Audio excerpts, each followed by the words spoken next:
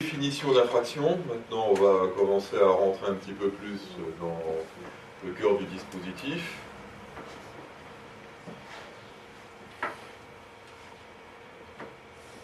Est-ce que vous avez, vous, des définitions d'infraction? Je vous en prie. Une infraction est un fait antisocial qui est prévu et puni par... C'est pas mal. Alors, il y a toute la question de faire une définition, c'est un peu comme les infractions une par une, de faire des définitions qui soient suffisamment précises, mais pas trop précises non plus, de façon à ne pas restreindre trop le champ d'application de la définition. Pourquoi pas? Pourquoi pas? D'autres... Parce que c'est vrai, antisocial, parce que politique, sociale, économique, c'est dedans, quoi. Hein, ça peut être dedans. En fait, c'est un comportement antisocial. Comportement? Oui, c'est un comportement antisocial, l'infraction, et prévoit la réaction de la société envers ces comportements. La réponse pénale, donc, prend le plus souvent la forme d'une peine, droit pénal ou droit civil. Ça dépend des... Alors, en droit civil, on ne parle pas de peine. On parle de... Un droit pénal concerne le rapport entre la société et l'individu, et donc la réponse au comportement antisocial. Voilà, bon, c'est... donc, là, en fait, la réponse de la société est une composante de l'infraction. C'est ça. Mais c'est pas l'infraction, c'est-à-dire que c'est pas la peine. L'infraction entraîne une peine, mais c'est pas l'infraction elle-même. Alors, il y a... Là, je l'ai mis, je ne vais pas résister, la définition du littré. Littré, c'était un vieux dictionnaire qui est d'ailleurs en accès libre sur le net. Il est dans le domaine public, hein, puisqu'il n'a jamais été modifié depuis le 19e. Hein, donc, mais il donne des bonnes définitions, des fois. J'aime bien ce dictionnaire. Action d'enfreindre. Bon, là, effectivement, ça... Bon, il faut définir ce que c'est qu'enfreindre. Bon. Sinon, il y a celle du Larousse, qui est, moi je trouve, politique sociale, en raison de l'atteinte qu'elle constitue. Alors, politique sociale ou économique, bon, ce que je trouve comme, c'est qu'elle est un peu, elle parle uniquement de collectivité, politique, sociale, économique. J'ajouterais à l'individu. C'est-à-dire, bon, après, ce qui se passe, c'est que on n'a pas seulement dans ces définitions les infractions pénales, on a les infractions douanières, on a les infractions fiscales, on a des choses comme ça. Quoi. Mais bon, tout ce qu'il faut savoir, c'est bon, il y a un comportement qui est puni par une loi qui existe, hein, qui n'a pas été adoptée après, principe de l'égalité. En termes suffisamment clairs et précis, sinon on risque un problème. Sinon, ça c'est jurisprudence constante, c'est le Conseil constitutionnel sur le harcèlement sexuel, et qui entraîne une peine, c'est-à-dire, comme disait Paola, une réponse. En fait, on a ça, ce que je n'ai pas dit, je vais terminer avant. La réponse pénale prend le plus souvent la forme d'une peine, comme vous dites. Toujours la forme d'une Voilà. peine, il n'y a pas d'infraction sans peine. Les droits pénals concernent les rapports entre la société et l'individu, qu'il est opposé justement au droit civil, c'est ce que vous avez dit, qui concerne les rapports entre deux personnes morales et physiques.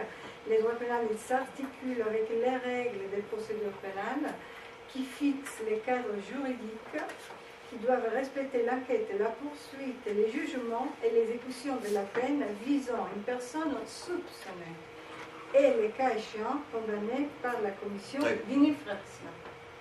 Voilà, pas condamné par la commission, condamné par la juridiction compétente en la matière. Oui, donc c'est... voilà, mais à partir du moment où, en quelque sorte, on commence à s'approprier un peu le terme d'infraction, déjà, bon, on peut avoir ça.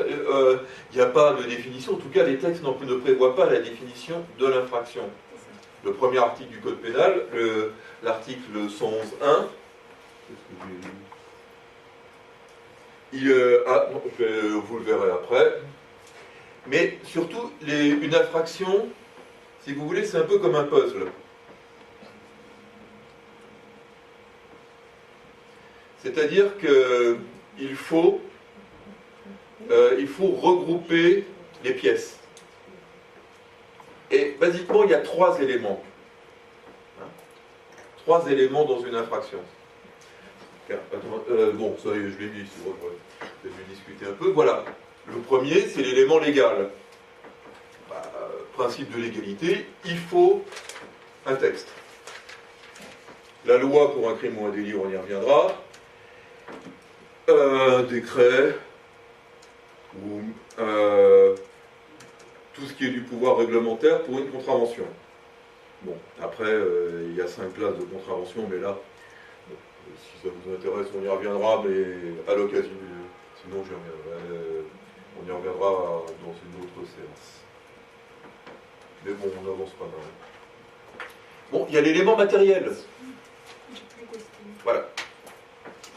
Et donc, il faut un acte. Un acte qui peut être une action ou une omission, mais un acte. Une idée n'est pas une infraction. Le fait de répandre l'idée, en revanche, peut l'être. Hein. Si je dis qu'il faut... si je dis, par exemple, si je pense que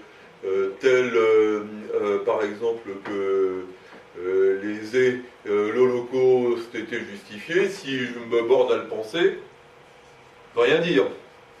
Si je commence à en faire l'apologie, c'est apologie de crime contre l'humanité. En fait, on a Et c'est un délit. une concession mixte. Mais il n'y a pas une différence entre l'apologie et le fait de relativiser? Alors, oui, non, mais, alors ça, c'est la contestation de crimes contre l'humanité. C'est-à-dire que faire la différence dans ce cas-là entre l'apologie et la contestation. C'est pas les mêmes infractions. Et il faut que ce soit prévu. C'est pour ça qu'ils ont prévu la contestation, le négationnisme ou le révisionnisme. C'est que sinon, c'est pas répréhensible. S'ils ne l'avaient pas mis, c'était pas répréhensible. En fait, l'infraction est définie comme l'acte qui est sanctionné par une peine, et il y a une liste d'actes.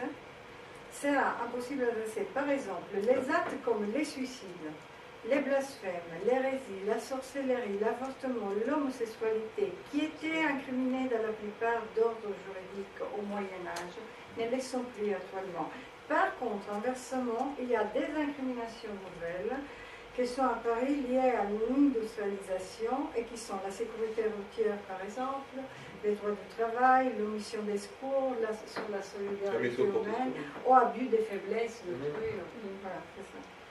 Encore donc c'est ça, les droits pénals généraux, c'est la théorie de l'infraction. L'abus de faiblesse, je vous en parlerai parce que ça encore c'est une infraction très complexe à déterminer à l'occasion, et j'en ai encore eu l'exemple cette semaine.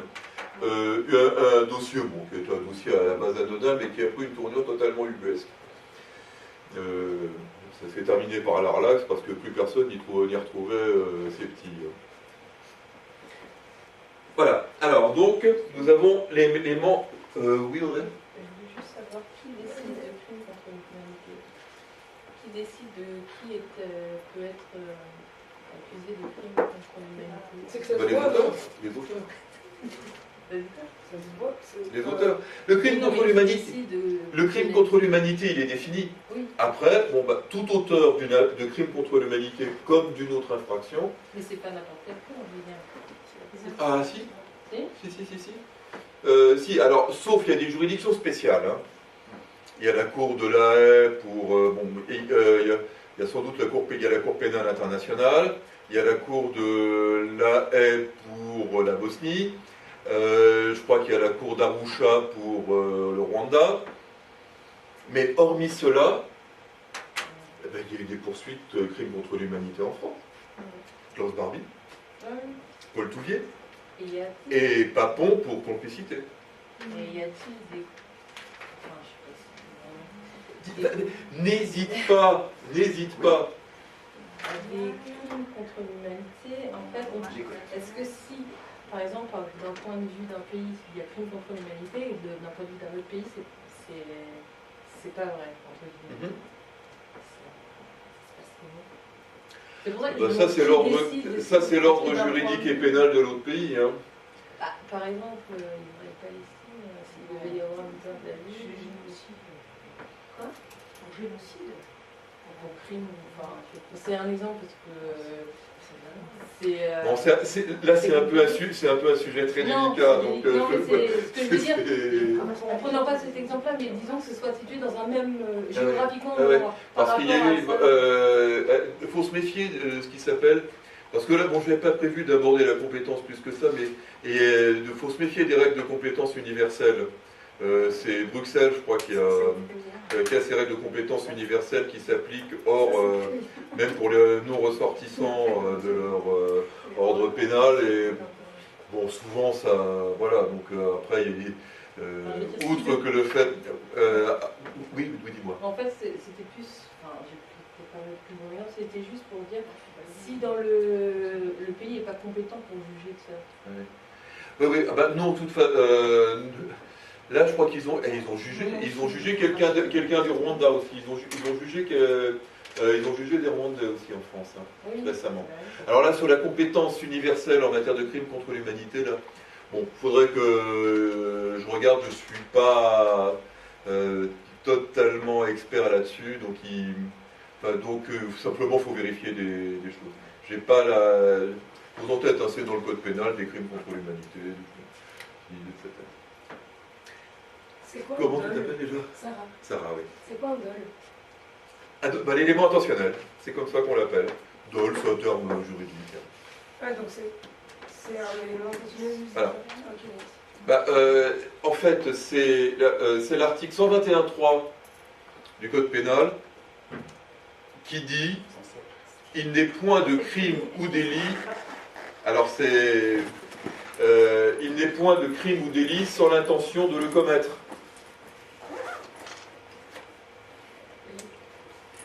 Et on plaide beaucoup sur l'absence d'intentionnalité dans une infraction. Ok, donc il y a le dol quand il y a volontaire. Voilà, quand il y a... Alors, il y a deux types de dol, hein, puis il y en a encore des sous-types, bon, mais là, je rentre pas parce que là, ça devient... Mais bon, c'est intéressant pour ceux qui font, par exemple, de la psychocriminologie. Cet élément intentionnel pour le caractériser. Voilà, un super exemple de lien entre droit et psychologie. Voilà. Le dol, l'intention criminelle. Et alors, par exemple, c'est sûr. On dira qu'il y a deux types de dol. Alors, l'élément intentionnel, l'intention de commettre. Deux types de dol, le dol dit général, c'est-à-dire la conscience d'enfreindre la loi pénale. C'est en gros, je sais que je le fais mal, mais je le fais quand même. Et le dol spécial, c'est la volonté d'enfreindre la loi pénale. La volonté de voler, la volonté de... etc. En gros, bon, c'est... je vois quelque chose dans la rue, je sais qu'il appartient. Dans la tête, c'est je sais que ça appartient à autrui, je sais que ça appartient à autrui, mais bon, il me plaît trop.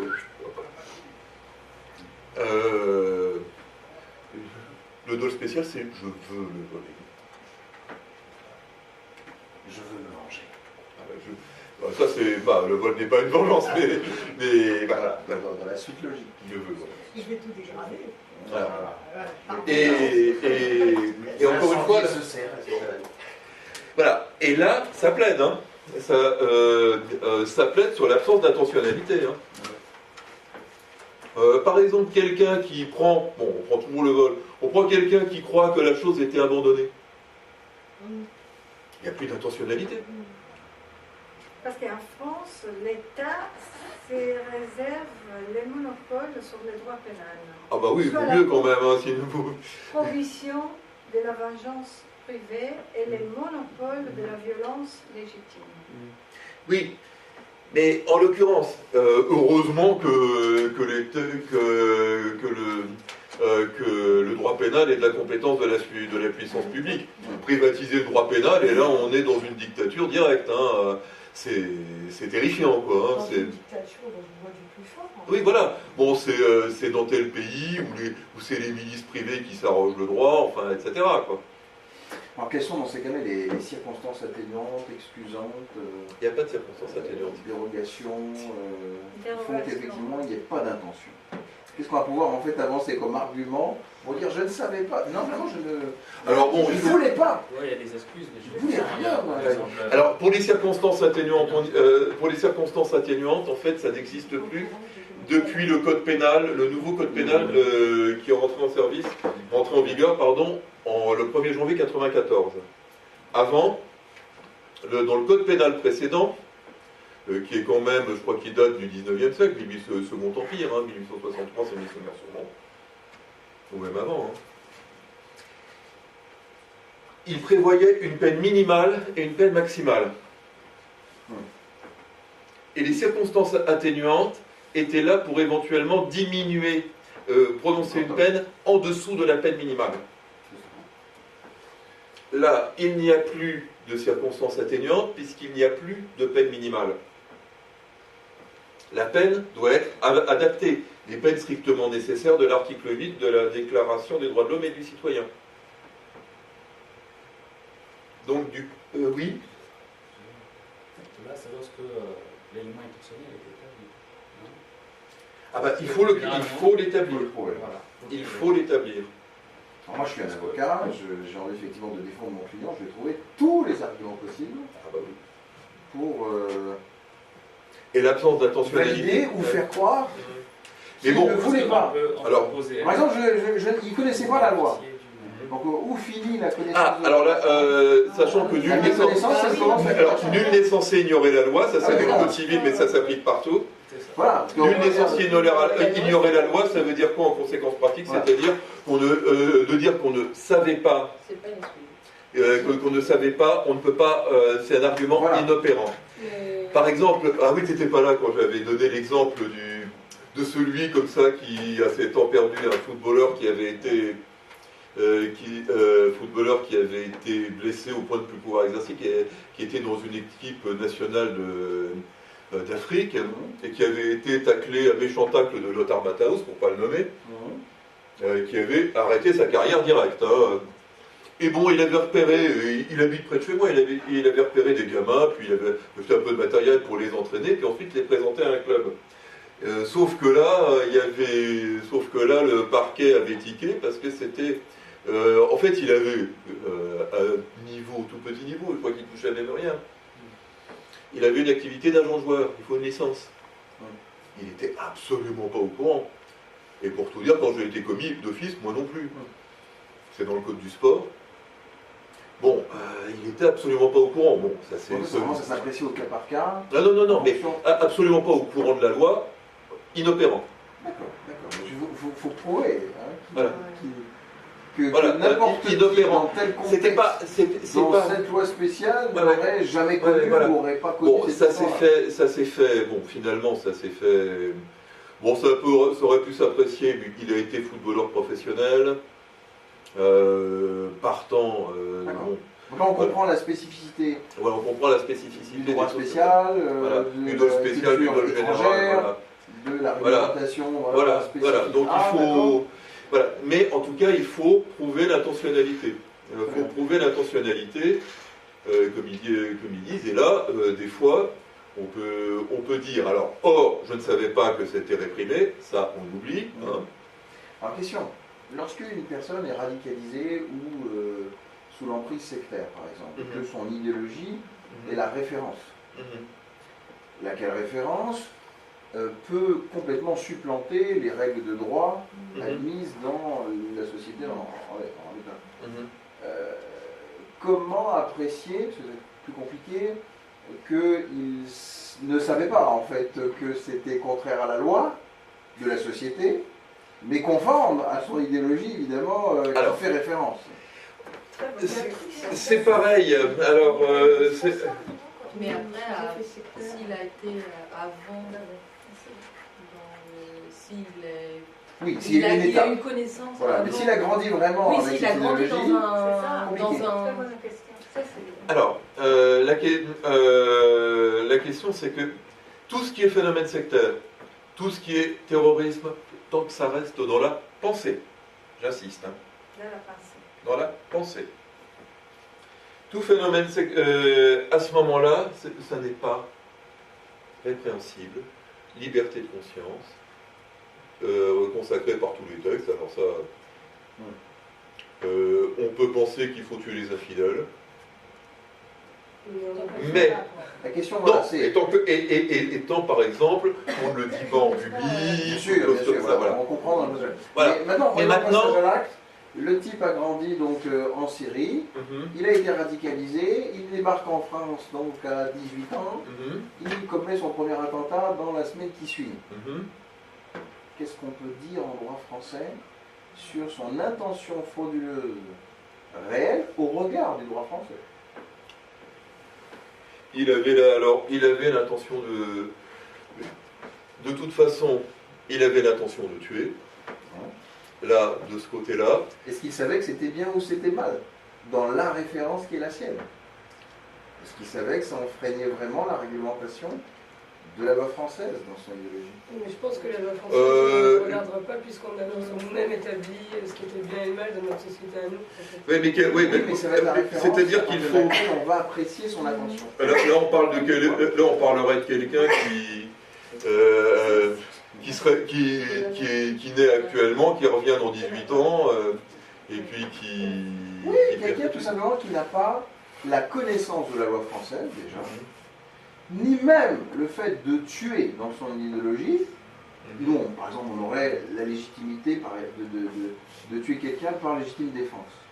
Dans notre Je référentiel dirais à que. nous. Je dirais que Mais si son référentiel à lui, celui qu'il n'a connu que depuis qu'il a grandi, est de tuer des mécréants, et que nous sommes des mécréants, il débarque et tue des mécréants, pour lui, c'est clair que loi française ou pas loi française, qu'il n'est pas censé d'ailleurs sauf que- connaître, sauf que. c'est Non, mais. légitime. Donc comment on va apprécier son intention? C'est-à-dire que. Bon, il a conscience. Moi, je te donne mon analyse, hein. Bien sûr. Il a conscience que c'est réprimé. Ça, je crois que même dans son référentiel, on ne le cache pas. Mais ça ne veut pas dire. Ça veut pas dire le message, par exemple. Abdelkader Mera, d'ailleurs, hein, pour pas le nommer, Le frère de Mohamed. le frère de Mohamed. Il dit pas. Je sais. Mais lui, il a dit pas, grandi, je sais on pas. sait qu'il a grandi en Mais les France. autres, non mais, Donc, il a la- mais il a leur tout message, comparé. n'est pas, que je ne connais pas cette loi.